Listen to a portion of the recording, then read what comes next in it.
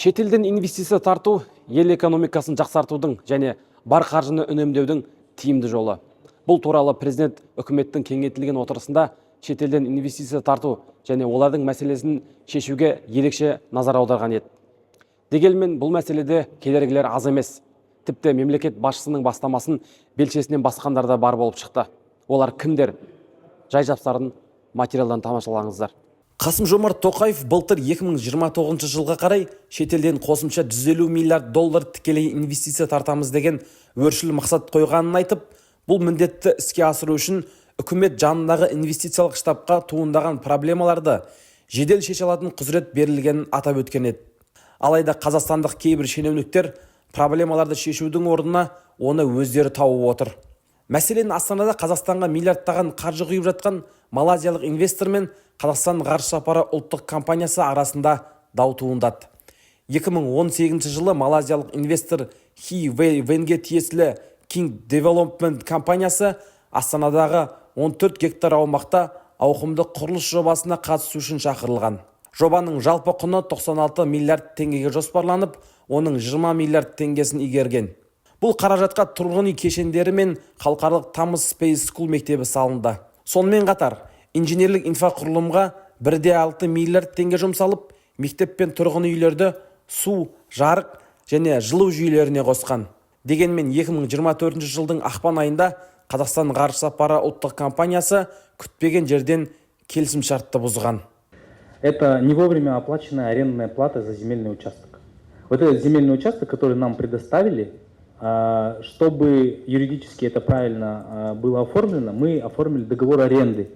То есть мы получаем земельный участок и оплачиваем аренду данного земельного участка. И за квартал это 700 тысяч тенге. И вот эта сумма была не уплачена вовремя, по их мнению. Но я прошу заметить, что когда мы получили письмо о расторжении, это было 22 февраля, 14 февраля была оплачена сумма. То есть за 8 дней до получения этого письма уже сумма оплачена была. Бірақ бұл мәлімдемелерге Қазақстан ғарыш сапары ұлттық компаниясы келіспейді.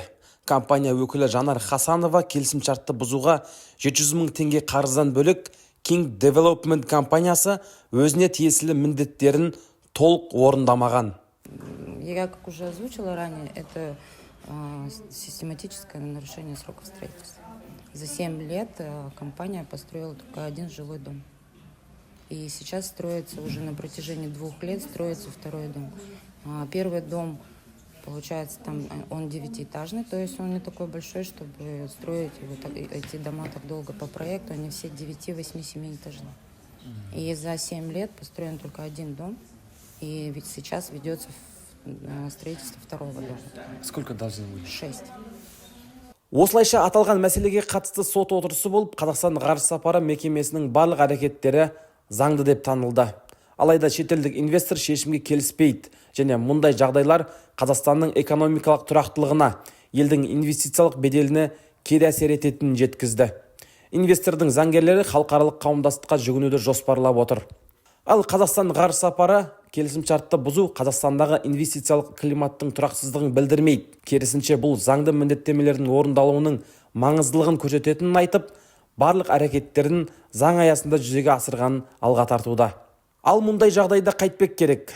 Көбіне мұндай мәселелер инвестордың заңсыз әрекеттерінен емес, бюрократиялық кедергілер, мемлекеттік органдардағы немқұрайлық пен кейбір шенеуніктердің жауапсыздығынан туындайды. Міне, президенттің бастамасын белшесінен басқандар осылар. Мемлекет басшысы әлем аралап шетелдік инвесторларды тартады. Ал кейбір шенеуніктер түрлі сылтау тауып, олардың құтын қашырады. Мәселен, тек қана Астана қаласының соттарына 900-ден астам инвесторлық талап арыз түсіпті. Мұндай жағдайда қайтпек керек? Министрлік өкілінен арнайы сұрадық. Қараңыз, әрине қай елде болса да инвестициялар келгенде өз бюрократиясы болады. Оны жою үшін біз жұмыс жасап жатырмыз. Тиісті инвестициялық штаб жасап жатыр. Ол бірінші вице-премьермен басқарылған. Және бүкіл жүйелік және жеке мәселелерді инвестициялармен байланысты біз зерттеп жатырмыз, оның бәрін шешіп жатырмыз. Жалпы ауа райы жақсы деп айтасыз ба? Иә, әрине, инвестициялық климат, жалпы бұл тек қана менің мысалы деректерім емес, менің сөздерім емес, юнктад, халықаралық ООНның құрылымы, олар өздері айтты. Біздің регионда Қазақстанның инвестициялық ахуалы ең жақсы. Дегенмен инвесторлардың да ішінде бидай көрсетіп арпа сататындары бар. Құнарлы жеріміздің тоз-тозын шығарып, етін алып, сүйегін ғана қалдыруды мақсат тұтқан басқыншы инвесторлармен қош айтысу керек. Біз мына әр бейсенбі сайын біз мынау три кита дейміз ғой, жаңағыдай, үш кит дейміз. НСОС, КПО, ТШО, сосын кейіннен Қазақмұнай бәрінді шақырып, осы мәжілісте жұмыс жүргізіп жатырмыз. Еділ Терекбайұлы Жаңбыршин бастаған, сол инвесторлармен. Бұл жерде екі жақты да мәселе бар.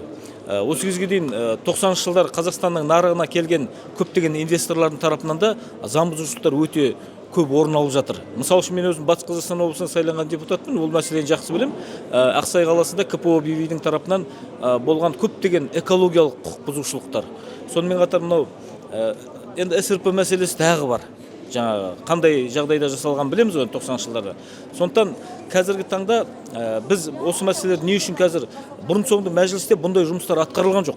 Сіз ол мәжілістің тарихында ондай жұмыс болып көрген жоқ, қарасаңыз. Біздер қазір инвесторлардың өздеріне қатысты көптеген мәселені көтеріп жатырмыз, бірақ бұл жерде мақсатымыз инвесторларды шошыту болмаса, оларды бір жаңағыдай Қазақстанда жұмыс жасауын мүмкін емес жағдай тудыру мақсатын емес. Қазақстанның заңдарын сақтасын, Қазақстанның мынау талаптарын орындасын, болмаса Қазақстан үкіметімен екі тарапта жасалған келісім шарттардың талаптарын сақтасын. Мәжіліс депутаты Айдос Сарым да ел байлығын шетелдік инвесторларға тапсыру пайдалы, бірақ қауіпті жұмыс екенін еске салды. Инвесторлармен жұмыстың неше түрлі жақсы да жаман тәжірибесі бар. Жаман тәжірибесі дейтін болсақ, статидің сын айтуға болады. Кезінде Рахат Алиевтің қасындағы Жандай Шаптардың белден басуы айналып келген кезде Қазақстанды бірнеше сотта омақасынан құлап жеңіліп, мен есімде болса $500 миллион үстінде айыппұл төлеуге мәжбүрледі. Сол үшін Самұрық Қазынаның да активтерін ұстағаны бар, басқасы. Бұл жаман тәжірибе дейікші, бірақ жақсы тәжірибе де бар ғой. Енді осының санын көбейту керек. Жоқ, енді көптеген дүниелер бар ғой.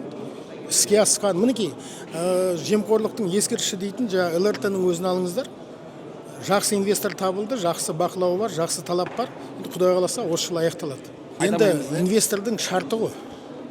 Енді шарттың көріп жатырмыз ғой. Мен саған соғыста көмектесейін, бірақ есесіне бүкіл жер қазба байлығыңды маған бер дейтін инвесторлар болады. Одан сақтасын.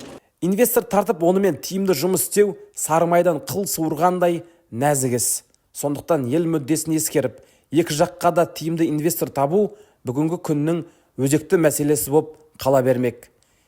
Сапарғали Қанат, Мерей Кенжеғали, арнайы QR News үшін.